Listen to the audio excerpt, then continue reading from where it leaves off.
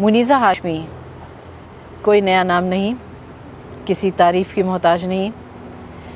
آج میں یہ جاننا چاہوں گی کہ منیزہ ہاشمی خود اپنے آپ کو کیا سمجھتی ہیں، ان کی اپنی شناخت ان کی نظر میں کیا ہے۔ آج ہم ان سے گفتگو کریں گے جرمنی کے شہر بون میں دریائے رائن کے کنارے۔ محترمہ منیزہ ہاشمی صاحبہ، ویسے تو آپ کی بہت ساری خدمات ہیں اور بہت ساری چیزوں سے آپ پہچانی جاتی ہیں، لیکن آپ کے اپنے لیے آپ کی سب سے بڑی شناخت کیا ہے؟ یہ سوال تو میں نے بہت دیر بعد سنا ہے۔ میں سمجھتی ہوں کہ میری ایک ہی شناخت ہے، اور وہ شناخت میرے والد ہیں، فیض صاحب ہیں، لیکن ساتھ ساتھ میری والدہ بھی ہیں، جنہوں نے ان کی غیر موجودگی میں مجھے خاموشی سے اور خود اپنی وجود سے میری ٹریننگ کی، ایک ریزیلینس کی، ایک یوں سمجھے کہ ایک ایسا وقت جب ہم پہ گزر رہا تھا جب میں بہت چھوٹی تھی، اور والد صاحب اس وقت سنا ہے کہ ڈیتھ سینٹنس کے انڈر تھے اور ایک کال کوٹری میں تھے۔ آپ سوچیں میری والدہ پہ کیا گزری ہوگی اس وقت۔ وہ اکیلی تھیں۔ اس خاتون نے اپنا ملک چھوڑا، اپنا مذہب چھوڑا، اپنا خاندان چھوڑا، اپنی تہذیب چھوڑی، صرف ایک شخص کے لیے، جس شخص سے اسے پیار تھا اور جس کے مشن میں وہ مکمل طور پہ یقین رکھتی تھی۔ تو اس خاتون کو دیکھ دیکھ کے میں بڑی ہوئی۔ والد تو کم تھے، جیل میں تھے، اور پھر اس کے بعد ظاہر ہے ان کی نوکریاں، ان کے لوگ ان کے پاس آ رہے ہیں، وہ کانفرنسز میں جا رہے ہیں، ٹریول کر رہے ہیں، تو میری ان سے اتنی زیادہ ملاقات کچھ کم ہوتی ہے، جو میری کتاب میں بھی ایک شکایت نظر آتی ہے۔ لیکن بہرحال میں یہ کہہ سکتی ہوں کشور کہ میں نے فیض کو ان کے جانے کے بعد ان کو پہچانا۔ جی منیزہ صاحبہ، آپ کا بچپن اور جوانی پاکستان کا وہ دور ہے جب انتہائی انتشار تھا ملک میں۔ آپ ایک بچی، ایک لڑکی کی حیثیت سے کیسا محسوس کرتی تھیں؟ ہم جاننا چاہیں گے آپ کا وہ وقت کیسا گزرا۔ یوں سوچ لو کہ اس وقت کچھ اور باتیں آپ کے اوپر حاوی ہو جاتی ہیں۔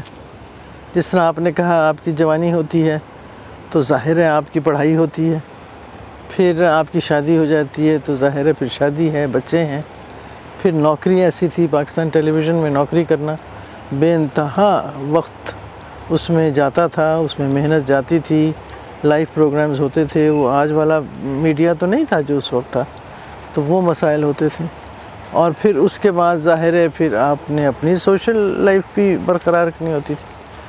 تو ایک طرح سے سیاست یوں تھی تو صحیح باہر چل رہی تھی، اور پی ٹی وی میں بھی چل رہی تھی، کیونکہ ایک ہی چینل تھا اس وقت، اور اس ایک ہی چینل پہ ذمہ داریاں، کیونکہ پبلک براڈ کاسٹر تھے، اس کی ذمہ داریاں اپنی تھیں، تو وہ، اور پھر کیونکہ میرے ساتھ ایک نام تھا جس نام سے کچھ بڑے لوگ ڈرتے زیادہ تھے اور کچھ گھبراتے بھی تھے، اور وہ مجھ پہ پابندیاں تو خیر تمام میڈیا پہ رہیں، کچھ عرصہ آتی تھیں جاتی تھیں، وہ تو چلتا ہی تھا، لیکن یہ کہ مجھ پہ کچھ نظر زیادہ ہی رکھی جاتی تھی تو اس میں اچھائیاں بھی تھیں اور برائیاں بھی تھیں۔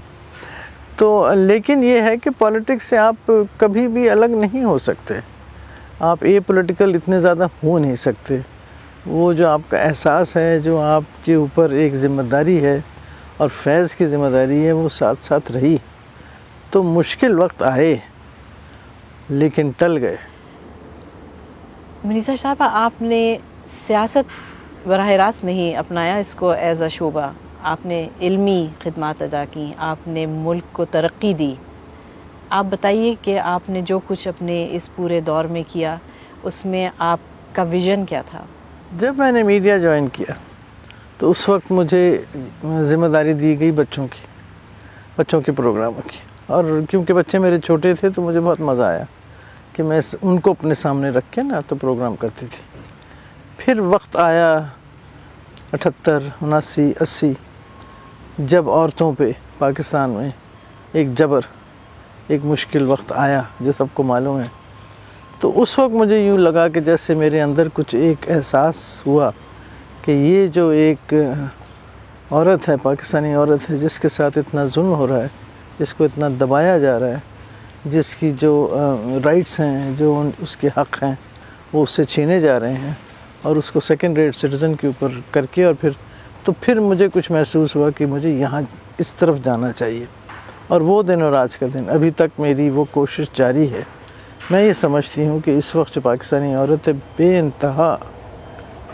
انتہا بہادر اور چیلنجز سے لڑنے والی، اپنے آپ کو منوانے والی، چاہے وہ سپورٹس میں ہو، چاہے وہ ایوریسٹ کے اوپر ہو، چاہے وہ گھر میں ہو، تعلیم کے ذریعے، بزنس کے ذریعے، میڈیا کے ذریعے، یعنی کوئی ایسا فیلڈ نہیں ہے پاکستان میں جہاں عورت اس وقت ایکسل نہیں کر رہی۔ بس آپ بحیثیت ایک بیٹی محسوس کرتی تھیں کہ آپ کے والد انتہائی صعوبتوں میں زندگی بسر کر رہے ہیں، ان کے ساتھ جتنی مشکلات تھیں اس کے باوجود آپ نے تعلیم حاصل کی، آپ باہر نکلی، آپ نے خود اپنے آپ کو بھی بنایا۔ خواتین کو کیا میسج دیا اور اس سے کیا ملا؟ دیکھو کشور، یوں دیکھو تو لگتا ہے کچھ بھی نہیں ہوا۔ ابھی تک عورتیں پٹ رہی ہیں، ابھی تک عورتوں کے حقوق انہیں نہیں مل رہے، ابھی تک وراثت نہیں مل رہی، بچے چھن رہے ہیں اور وائلیٹ ہو رہی ہیں، سب کچھ ابھی ہو رہا ہے۔ لیکن اگر یوں دیکھو مڑ کے تو کیا کچھ انہوں نے ان پچھلے 70 سالوں میں 75 سالوں میں نہیں عبور کیا اور یہاں تک نہیں پہنچی۔ تو ڈیولپمنٹ جسے ہم کہتے ہیں، پروگرس جسے ہم کہتے ہیں، ترقی جسے ہم کہتے ہیں، وہ ایک دن میں نہیں ہو سکتی، وہ ہوتی ہے ڈیکیڈز میں۔ تو اگر آج کی آپ عورت دیکھیں اور تب کی عورت دیکھیں تو بہت فرق آ گیا ہے۔ فرق کہاں آیا ہے؟ تعلیم سے آیا ہے، شعور سے آیا ہے، اور ظاہر ہے میڈیا سے بھی آیا ہے، غلط بھی آیا ہے، صحیح بھی آیا ہے۔ تو میں سمجھتی ہوں کہ ہماری عورت جو ہے اس وقت، پاکستانی عورت، پیچھے ضرور ہے، کچھ ممالک سے پیچھے ضرور ہے، لیکن ہمت میں نہیں، حوصلے میں نہیں، مواقع میں۔ منیزہ صاحبہ، آپ نے 4 دہائیاں پاکستان میں ایکٹیو جرنلزم میں گزاری ہے اور بہت ساری آپ نے کارنامے انجام دیے۔ آپ اس وقت کو آج کی صحافت سے اور آج کے صحافی دور سے جب اس کا تقابل کرتی ہیں، آپ کو کیسا لگتا ہے؟ افسوس تو ہوتا ہے، کچھ افسوس ہوتا ہے، کچھ ہمت بھی بنتی ہے کہ چلیں آج کا جو دور ہے وہ اتنا مختلف دور ہے۔ یہ ٹیکنالوجی میں اگر آپ دیکھیے تو یہ تو میرے تو اوپر سے گزر جاتی ہے، لیکن کوشش کرتے ہیں تو یہ ایک دنیا ہی نہیں بس گئی ہے، تو اس دنیا میں اپنا حصہ بنا رہے ہیں ہم لوگ بھی، بوڑھے لوگ بیچارے سینئرز۔ لیکن یہ ضرور ہے کہ آج کے بچے یا آج کے شاید جو صحافی یا آج کے میڈیا کے لوگ جو ہیں وہ تھوڑے سے لاپرواہ ہو گئے ہیں۔ یہ ایک بہت مشکل سوال ہے کہ میں آپ سے یہ کہوں کہ فیض کا کون سا کلام آپ کو بہت زیادہ پسند ہے، لیکن پھر بھی میں آپ سے کہوں گی کہ آپ مجھے فیض کی جو آپ کی پسندیدہ تخلیق ہے وہ سنائیے۔ میرے جو دل میں 2 ایسے اشعار ہیں جنہوں نے گھر کر لیا۔ ایک تو ظاہر ہے وہ جو نظم ہے جو ساری دنیا میں پاپولر ہے، ہم دیکھیں گے، لازم ہے کہ ہم بھی دیکھیں گے، لیکن اس کے جو آخری 2 اشعار ہیں، اور نام رہے گا اللہ کا جو غائب بھی ہے حاضر بھی، جو منظر بھی ہے ناظر بھی، اٹھے گا، اور یہاں آ کے بات ختم ہوتی ہے، اٹھے گا انا الحق کا نعرہ، جو میں بھی ہوں اور تم بھی ہو، اور راج کرے گی خلق خدا، جو میں بھی ہوں اور تم بھی ہو۔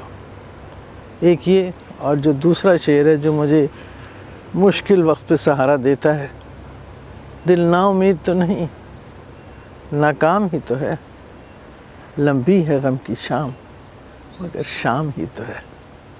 منیزہ صاحبہ، آپ کا بہت بہت شکریہ، اور یہ ہمارے لیے ایک اعزاز ہے کہ آپ یہاں جرمنی کے شہر بون میں ہمارے ساتھ بیٹھی ہیں اور آپ نے DW کو اس انٹرویو کا وقت دیا۔ بہت شکریہ آپ کا۔